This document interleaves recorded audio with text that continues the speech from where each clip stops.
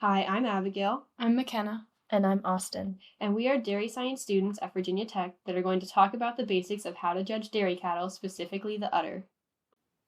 This is the basic anatomy of a dairy cow.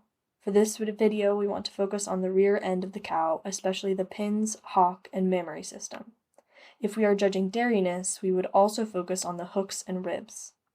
The mammary system is the rear and fore udders. You can clearly see the ligaments and teats on the rear udder and the attachment on the fore udder. What we want are good uddered dairy cows with functional feet and legs. This is our basic judging phrase. First, we look at the udder of the cow. Then we look at the dairiness, or body shape, and finally the feet and legs. Today we're going to focus mainly on the udder because that is what is judged the hardest.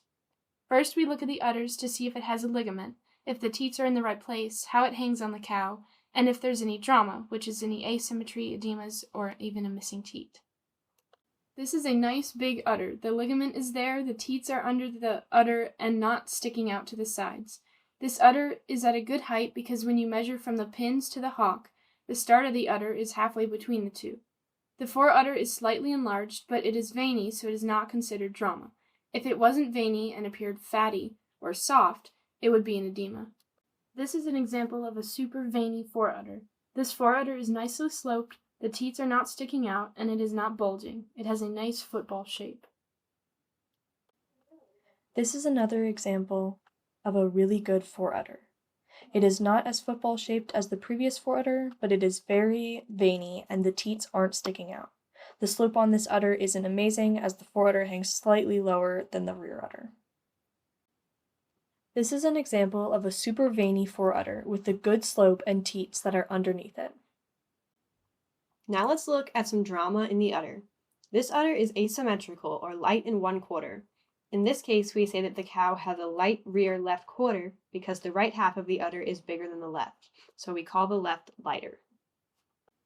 This is what could be considered a stale cow. It's not necessarily drama, but it does take away from the overall appearance of the milkiness of the udder. We want to see those veins because it shows that the udder is full of milk and that those secretory cells are producing a lot of milk. This udder is not very veiny. It's more fatty, which is indicative of a cow that's at the end of her lactation, so we call it stale. Now, using everything we've talked about so far, let's compare these two udders. The udder on the left has a very defined ligament, and the teats are underneath the udder. The left teat is pointing out slightly, but not too much to worry about. The right udder does not have a ligament that is as clearly defined, but her teats are underneath the udder and they aren't pointing out. The udder on the left is also very veiny. You can tell that it's full of milk or fresh, whereas the udder on the right is very fatty and stale. Finally, the udder on the left is hung higher than the udder on the right. Remember that we measure halfway between the pins and the hocks, and the start of the udder should be around that area. The problem with a low-hanging udder is that the cow is more likely to step on her teats and injure them.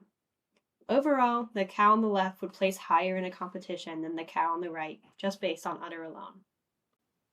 We will finish off with this beautiful Jersey cow who has a very strong udder. We hope this was informative. All photos were personally captured from a working dairy farm, and the anatomy diagram was provided from the website cited on the slide.